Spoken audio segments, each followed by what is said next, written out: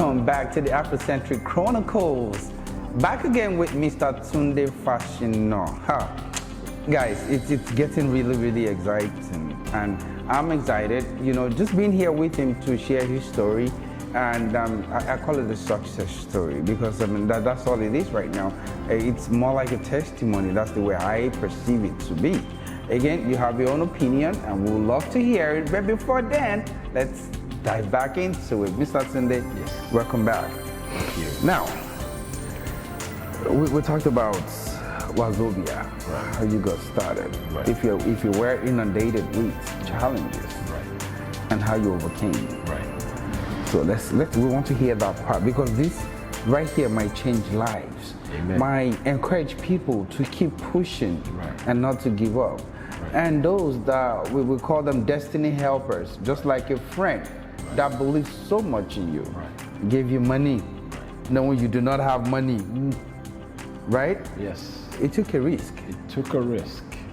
Because you could have lost that money. Yes, he could. And you're signing a list. Yes. Did you have a co-signer? No. That's another risk you're taking. Yes. And people need to understand these are the simple steps that people, you know, undergo, right. To achieve, because they don't look back. Right. While they do not burn bridges, right. They don't look back also. They right. keep pushing. And that's exactly what you're about to tell us now. Right. We'll love to hear it. So right. Please tell us, what are the challenges? What are those things you did to overcome them? Okay. Thank you very much. It's a very complex question that comes with a very simple, if not understandable answer. It is rooted in how you treat people. I live by two rules. Okay. Love God with all your heart, with all your mind, and treat the next man as you would like to be treated. Love God. Those are the two rules that guide my existence. And how you treat the next man is incredibly important. Let's take the guy that gave me the money. He used to work as my subordinate in Southwest Farmers Market. I was his boss. And then he left to go and hustle outside.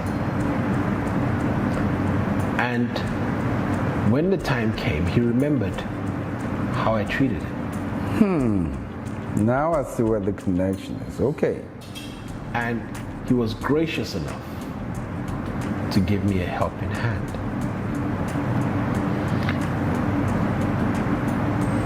The people that helped me to set up the place at the time were technicians that I'd formed strong relationships with while I was at Farmers Market. We would strike up everyday conversations. I would give them a hand. I treated them with respect, despite the fact that I was the man in charge. That were I was the one that would authorize their checks. I never looked upon them as any less of a human being because they had not attained the office that I was, the technicians themselves. So when I opened my place, I called one of them and said, look, I need help. They were there that same day. To help. To help. They got all the refrigeration working. I didn't have money to pay. Wow. And their boss authorized them that I should pay them when I can. Now let's talk about the electrician. Exactly the same scenario. And I paid him something. I didn't have all his money. And he said I should give him the rest when I can. Wow. But the rest of the work I literally did myself because I'd put myself through years of labor training. Remember, I was in the construction business. Yes. I was a handyman. So you never know, all of these things are preparing you For that. for that moment where you start your own establishment. Yes. Wow. I could work in any condition. And I had the general knowledge of a lot of things, of how it works, how to put it together. So even the first cashier table that we had at WAZOBIA, I literally went online, looked at the dimensions of a cashier table, and then went down to Home Depot, bought wood, and constructed it. DIY. DIY. Oh, by the way, for you that do not know what DIY is, do it yourself. Yeah. That's what he did. That's exactly what you couldn't forget. I had no money. Now let's come to fixing the place up, to putting goods in there. Because now we've fixed the place up, we still have to put goods in. That's right. So I went to the people that I had good relationships with when I was a general manager at my other jobs, Southwest Farmers Market. The one thing that I always do is I believe in the power of relationships more than the power of money. I have no problems. I'd prefer to strike friendships with you, learn what you do, benefit from your own experience, and I will also open up about what I do.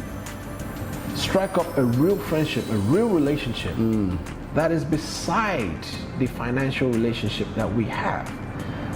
And if I told you that I would do something, I will make sure that I do it. And in those instances, I felt that we built a mutual respect in those relationships. And I was able to leverage on that relationship, and I got credit from some of those establishments in order to put products in my place at the time. Now, did everybody favor me? No. But some did. And I got enough products to be able to fill about, say maybe 40% of the store at the time, because it was still scanty. On credit. On credit. Based on relationship. Based purely on relationship. That's when I established that money is not a great currency as a name. And because of a lot of my experiences, I understood the products that were crucial to the customer. The products that they needed every single day for their daily upkeep, for their daily meals. And I focused totally on that.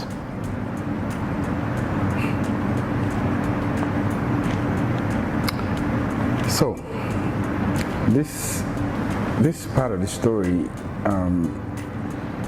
it's, should I say bittersweet, a little emotional? Because now you're talking about a relationship. Yes. With the people you had worked with, vendors you had worked, contractors you had worked with. Yes. And the first person that risked everything with and for you was a subordinate. As a subordinate. Someone that had worked under you. Yes. But left to hustle. Yes. And now he hasn't changed. Yes. And you can rely on him. Right. To loan you. Was that a loan, by the way? Yes, it was a loan. And you paid back how long? Oh God, after? I'm still paying back because it was more gave than him the money. interest in the business. So he became a founding father. Became a founding father, and he's an individual I still hold dear to me right now, to the point that if he called me while we're doing this interview, I'd believe it. I hope your phone is off. My phone is off. I hope your phone is off. We're still very good friends till today, and he's an individual that I will take with me to the very end, because the truth is, he was very instrumental in getting the ball started.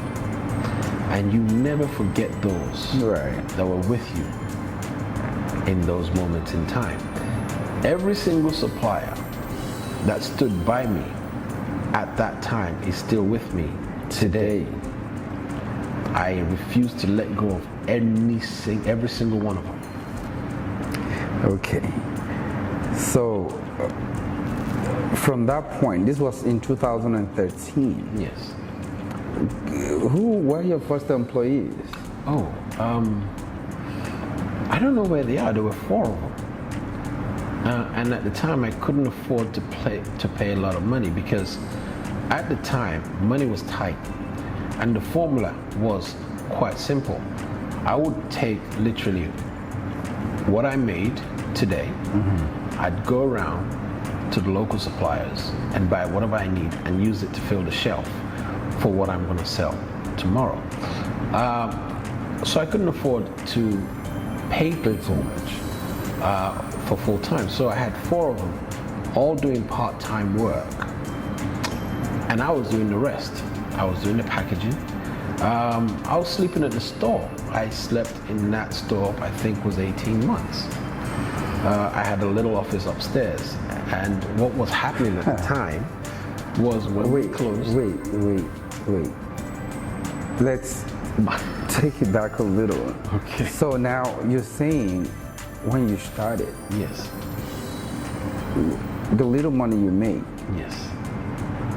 you turn it back into the business to Yes. get more supplies. To get more supplies.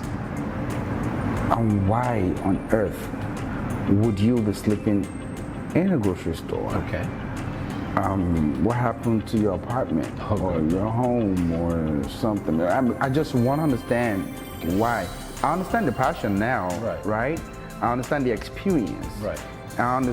Now I have an understanding of the relationships you built with people and vendors, contractors, right? But why on earth would you sleep in a store? Okay. When you start a business, any business, it takes over your entire life. There is no room for not doing the very best you can. There is no room for stopping.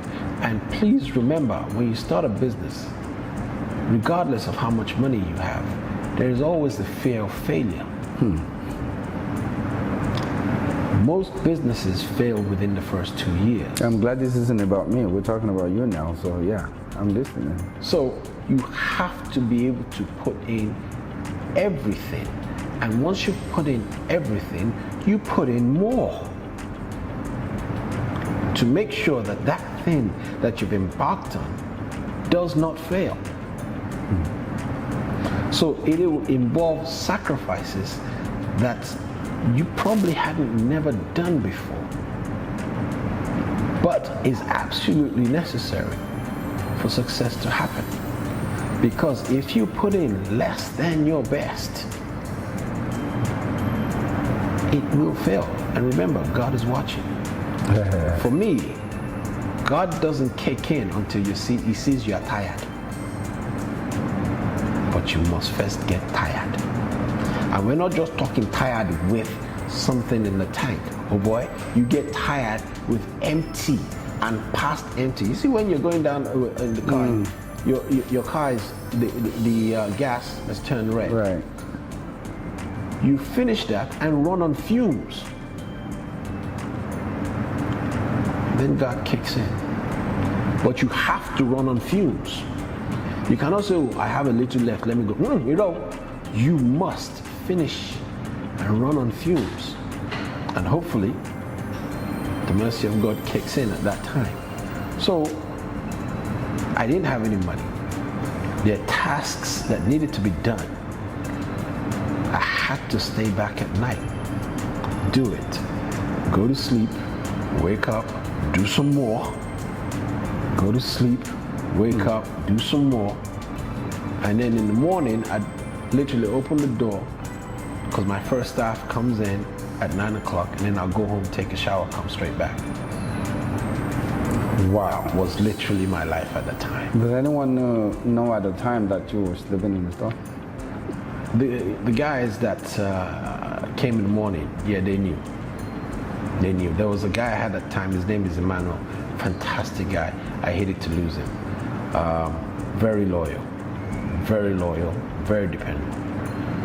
He was with me at the time. He was one of those that helped and did what he needed to do at the time to make sure that life was a little easier on me. But that did not take away from what I had to do.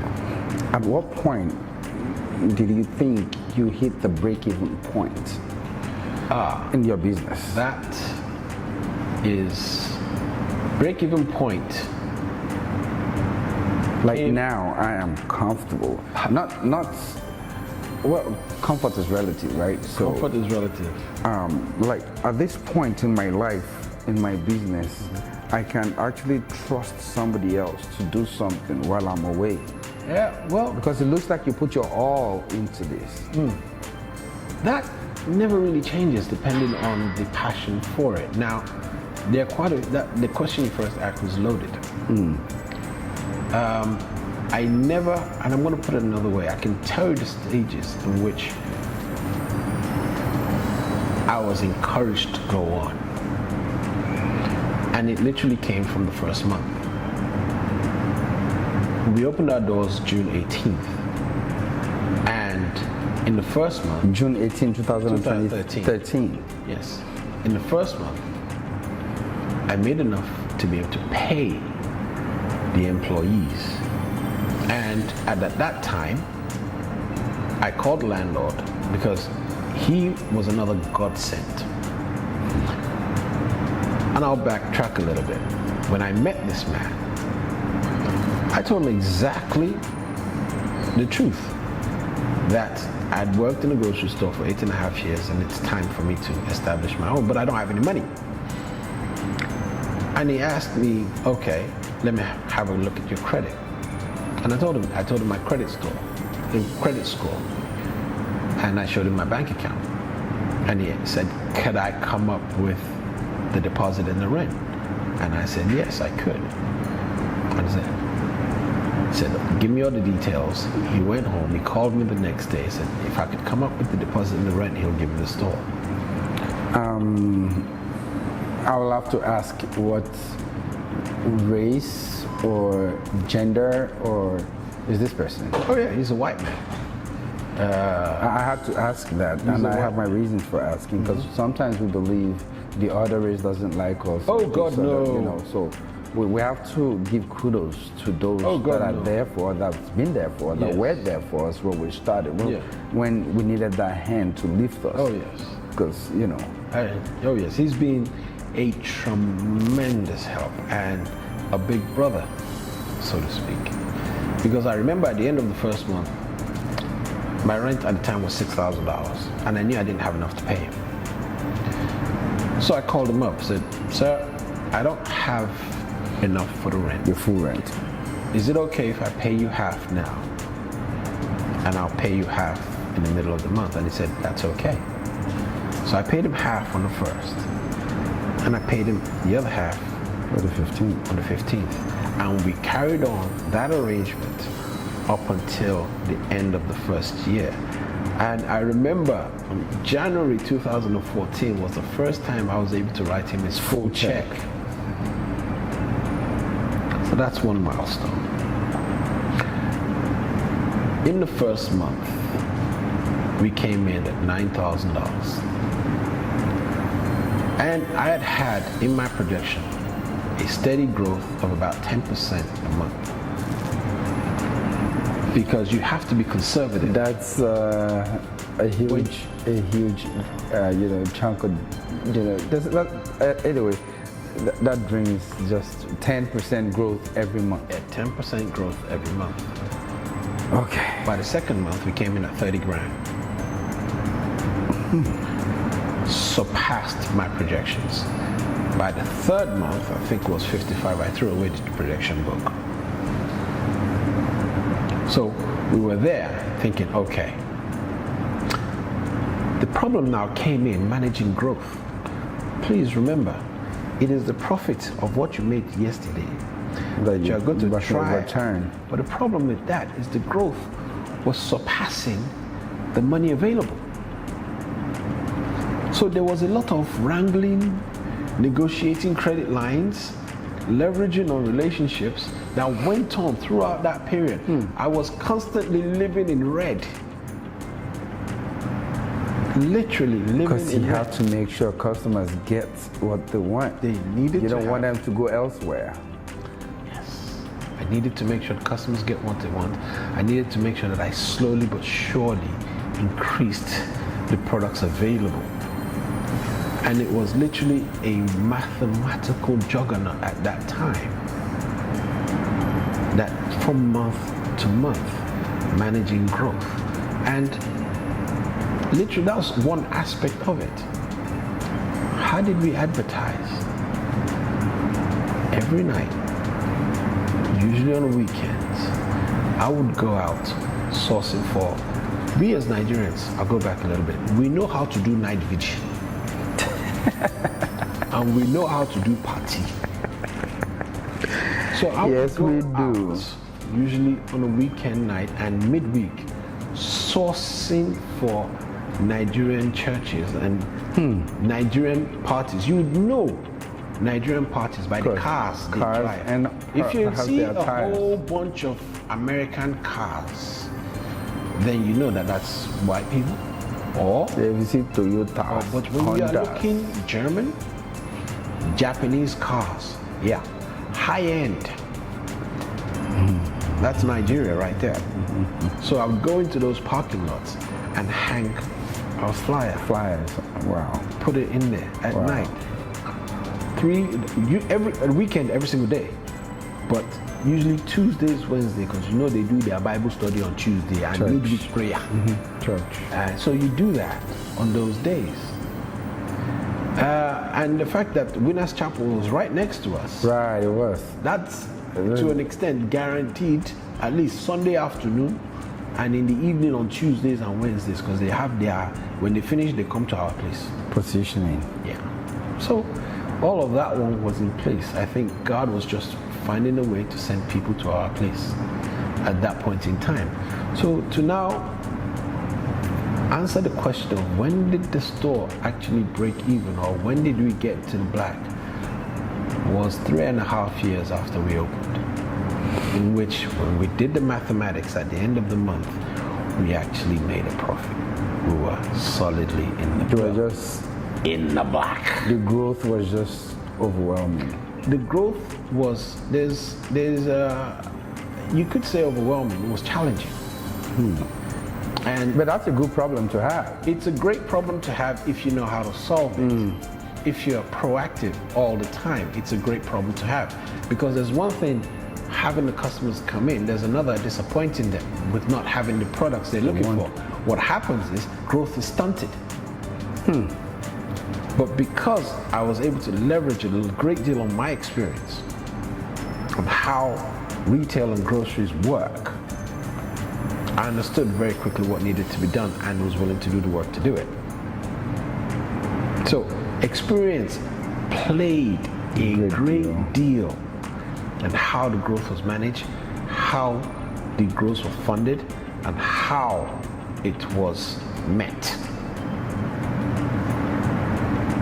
You can't do that without experience. Money will not solve that problem. So the rule of thumb is that 10,000 hours, 8 hours a day, 5 days a week, 2 years, that's total. How many hours did you say? 10,000 hours. Oh, God, I don't know about that one. Yeah, so the rule of thumb is 10,000 hours. If you work 8 hours a day, 5 days a week, 2 years would have given you 10,000 hours. Okay.